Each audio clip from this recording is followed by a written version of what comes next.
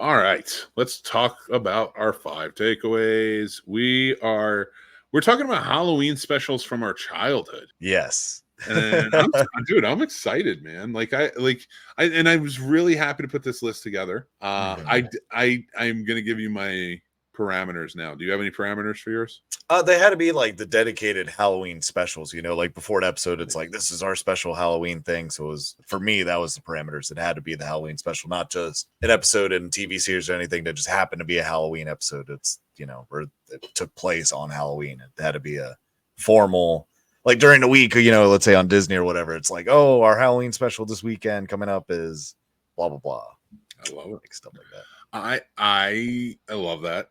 I went a little bit different of a route because my number one Okay. and my number two will always be watched every year, Mhm. and that is number one is Garfield's Halloween Adventure from 1985, Okay. and then It's the Great Pumpkin Charlie Brown from 1966. Number two, I have to watch those every year. I watch Garfield's Halloween Adventure usually with the kids, but I have to finish Halloween off with it. Okay. So that's like that. that's like when I'm going to bed, I watch that and I was like, and it brings me back. I remember when I watched for the first time. So like I wanted to leave it off this list Mhm. to kind of focus on my favorites from when I was a kid. Right.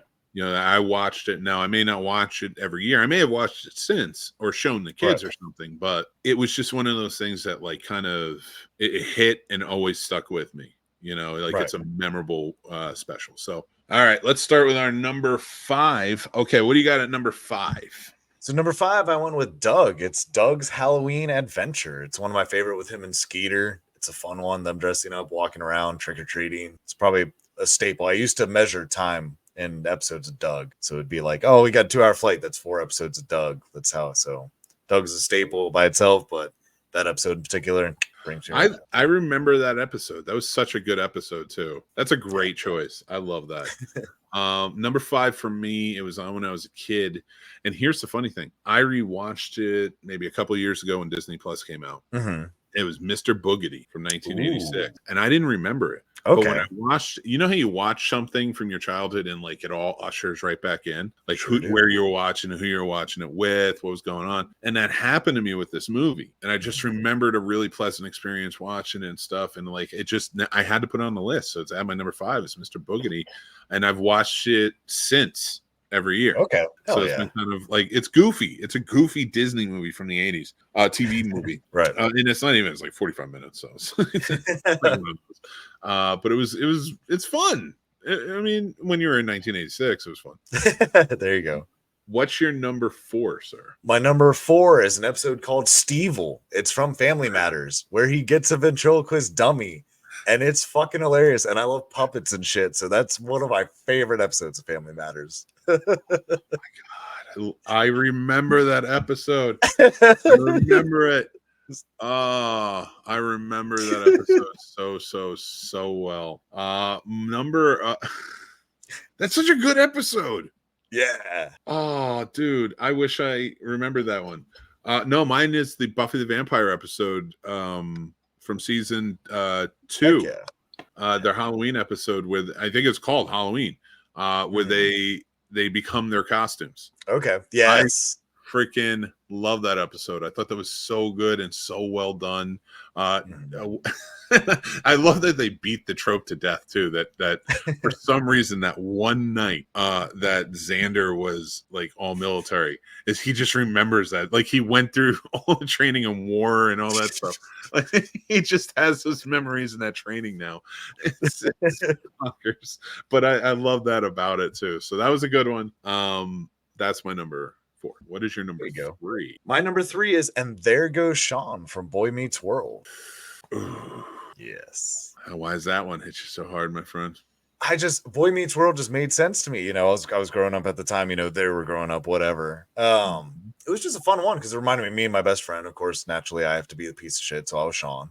But that's neither here nor there. So just him getting, tortured and everyone trying to scare him and shit like that. It was just, I don't know. Just a perfect episode, early rising Paul Halloween was all about.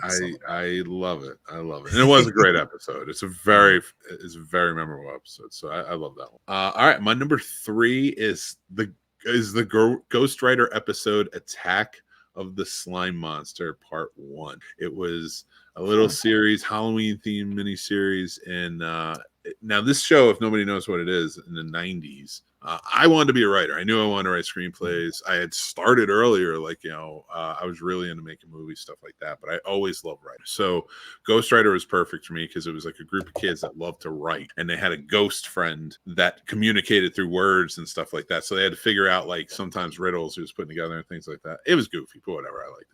I'm gonna have to check that out. I'm not gonna lie, that sounds really good, actually. I like, as a writer, and they were like my age too, because like it was like 94, 95. So you figure Samuel L. Jackson was on it. He played one of the dads on the show. But you just interesting.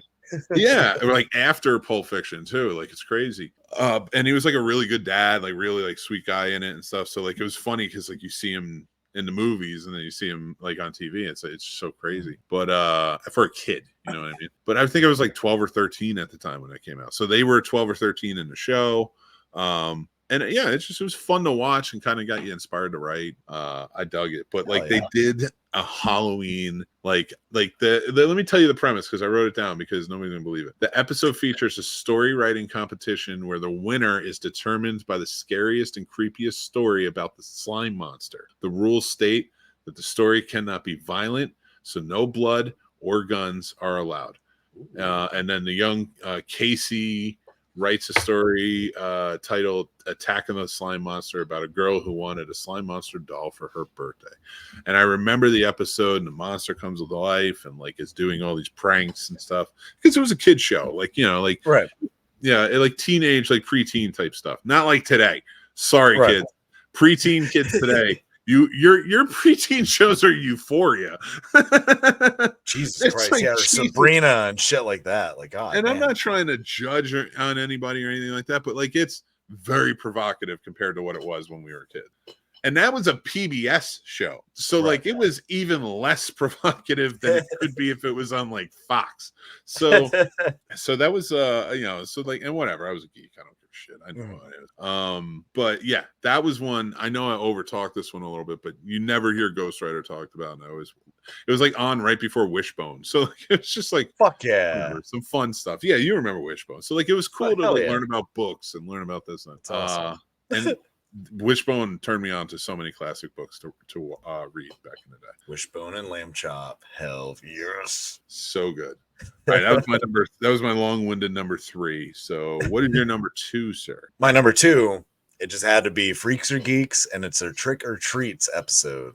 Great episode. I mean, it's Freaks or Geeks, man. Like I found out about it later in life, so I didn't find out about that show till I was about 14. Friends like, you never watch Freaks or Geeks? You know all these, and I was like, I guess I'll check out the show. Then I was like, holy fuck, how did I never know about this show?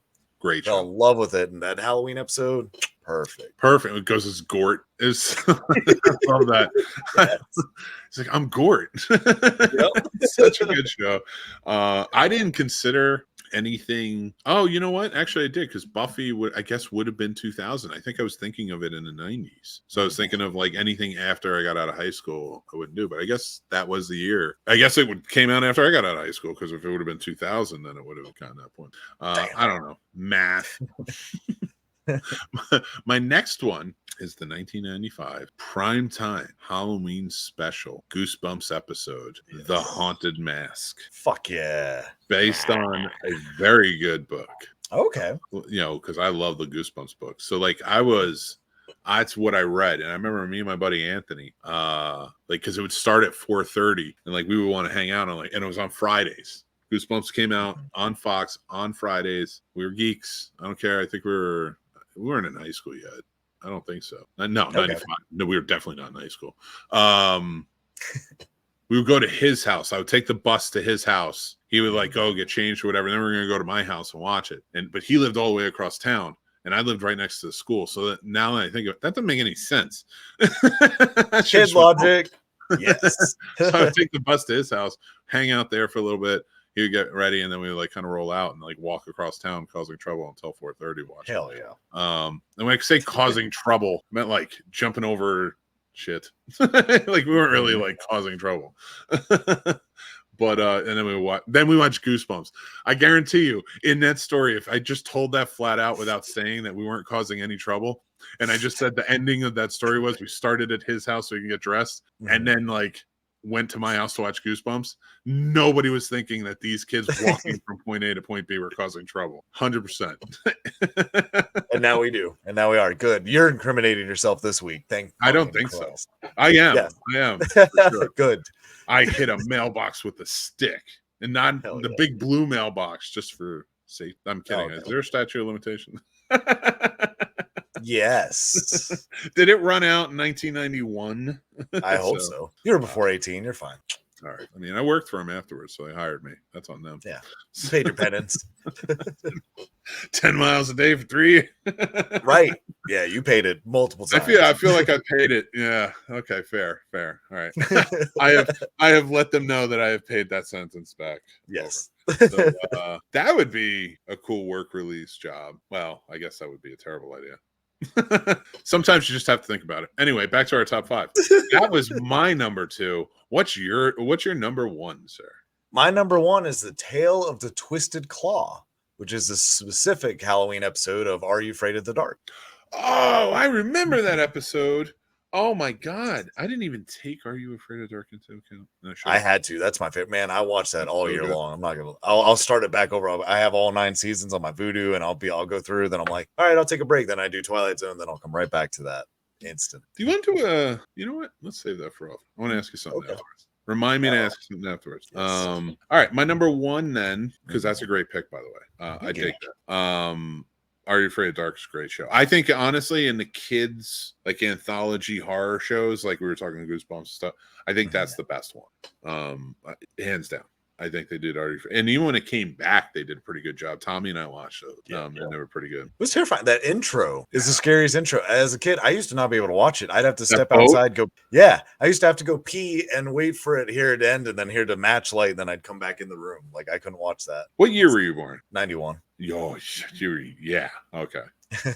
You were like young. I get okay. So the funny thing was, we would Saturdays we would go to my grandparents' house. And like all my aunts and uncles would go because my mom has like 900 brothers and sisters. So they would all like be at the house, and so all the kids were there. But like there weren't a lot of us back then. I was the oldest grandkid on that side of the family, then my sister, and then we had a cousin. So that was it, you know. Right. But we had my youngest uncle was only 4 years older than. So like he would have friends over and stuff. So like there were other like kids and stuff. But we would watch Snick because that was all you could do. Like, you know, you could just sit there and watch TV. So we'd watch Snick, and like, you know, I was like fine with it because it's like, fine. I don't mind Rugrats. I don't mind this, that, and the other. I just want to watch Are You Afraid of Dark? I love horror stuff in the macabre. So like, I just want to watch that. Right. And so we'd get to, you know, watch all this other stuff. Ren and Stimpy early on was really cool. You know, that was great to watch too. So like, that was right before Are You Afraid of Dark? So it was fun. But then when they took that out, I think it was Rocco's Modern Life. Yes. Or if it wasn't that, Rocco's was new on Saturdays. I don't quite remember, but I do remember 9:30 for us was Are You Afraid of Dark? And all I wanted was that, because at 10 o'clock, the kids had to go to bed. I was teetering. I didn't have to go to bed because I was older, but I wasn't allowed to be in the room because it was like, all right, you watch your kid shit, get out, you know? Right. That type of thing. So I didn't have to go to bed, but I wanted to stay up because but I would always get cheated out of Are You Afraid of Dark because my little cousin was afraid to watch it. And we'd watch all of this stuff, and I'd always say to him, and be like, listen, can you just go in our grandparents' room and watch, you know, something on their TV at 9:30? Jen will go with you. And then Jen will be like, no, I want to watch Are You Afraid of Dark? And I'm like, God damn it. I want to watch this. So long story, even longer. My sister didn't want to go, so he refused to go. And like then like he would justifiably, because he was like 3, you know, he's like a little kid, so justifiably it's not like he was like 12 and we should all like treat him like Draco Malfoy, you know. He was a 3-year-old who was afraid of horror stuff. I get it. So, and I couldn't go in the other room because they were going to follow me wherever I went because I tried it, you know what I mean? So I kept saying like no, just go in there and watch it. So, and there was only like one other TV. So we get to, for whatever reason, I couldn't watch it each week. You know, drive me up a wall. So I watched them like when there were reruns later. Anyway, that was such a long story to say this. Yes. I would stay up and hide though, because that's when like my uncle and his friends would come in and watch Tales from the Crypt, which started at 10. Hells. So I did get my horror. So it went out in the night, and I definitely got my horror after that. Yeah, you did. But it was cool because like it was just that I wasn't allowed to watch that. But then I like kind of stayed up with them, maybe watch Saturday Night Live or something sometimes. You know, not every week, but sometimes. So it's that was kind of a cool time. But I would always miss out. So I'm glad you picked an Are You Afraid of the Dark? That was my long-winded, terrible story to tell during top 5. But my number one. That was a story. I didn't mind. It was entertaining. It wasn't art. Thank you. If this is a clip, go back and watch the whole podcast or listen to the whole podcast. My number one is The Real Ghostbusters, season 1, episode 8 from 1986, when Halloween was forever. Hell yeah. That's right. When the Sam Hain monster comes out and is trying to take over and make it Halloween all the time because they stopped celebrating, and that was the deal they made. Like, they have to dress up like the monsters, so they'll leave us alone. That was a cool episode, man. Have you ever seen it? I think I've seen it once, if I remember correctly, because I think I remember it. But it's been long enough to where I need to rewatch that one, as well as the Ghost Rider. I was hoping that would make a resurgence, because like even Garfield didn't make it every year. You know, you had to be a fan of it. Like, so I was glad my grandmother like taped it and we watched it every year. But yeah, stuff like that. I don't know. That's my top 5. You have a good one. Hell yeah. I like yours. You got a great top 5 too. And you're bringing back core memories, because I didn't even like. It's so weird to think back that growing up, we only had one TV in our house. That's it, just our living room. So like you saying there were 2 TVs, I'm like, holy shit, what a time to be alive. Because I mean, my grandparents had to be retired to get to that point. Right. So, and we got a 2-bedroom and we got 5 TVs in this house. Yeah, right. It's weird. It's crazy time. And tablets and everything else too. It was so crazy. I'm walking in Walmart yesterday. I tell a little story before we get going, and everybody wants to hear these stories. You can hear them over on our Patreon. So, I'm walking through Walmart, and it's the TVs are getting bigger and bigger, like 75, 85, 95, and all for less than $700. Yeah. I'm like, I sold these things, and I did pretty good with it, because they, I would put together packages and stuff. I was more of a package guy, not I was Walmart. It was please say Circuit City. No, it wasn't Circuit City. It was I can't think of the name of it. It's only up by where I was, PC Richard and Son. So it was like one of the last sort of places, brick and mortar places that you can go where it's commission. Okay. So you kind of make your own as a salesperson. It wasn't hourly. So like, as much as I worked, as much as I sold, I make or break my bank. So that's what I mean. Like, when you're selling these TVs, you want to sell like the big high end ones. And I'm like, you can't do that with these now. How do you tell anyone you should buy this? Because like, unless they have the money and that's just being thrown away. Yeah. Which I've never lived that way. No. I can't live that way. Like, I wish I could live that way. I can't live that way. But like, if you see all this stuff, and like, and I'm just like, how do you argue? How do you tell anybody this day and age? Yeah, no, you need this $3,000 42-inch 4K UHD suck a day with whatever D you can get inside of you, things like that. I don't know how you can justify that when they can go to Walmart and it's like $688 for a TV that is like 3 times its size. Right. You know? And it's usually the sister company of whatever high-end name you're buying. So it's like same component, same everything. It's just different name on it. That's it. It really is so crazy to me. It just really is. Like, every time I see stuff like that, it just starts. Yeah. But we talked about 2 things in that little scenario, and the last one too, that we're going to be getting into tonight. This whole episode is kind of led up to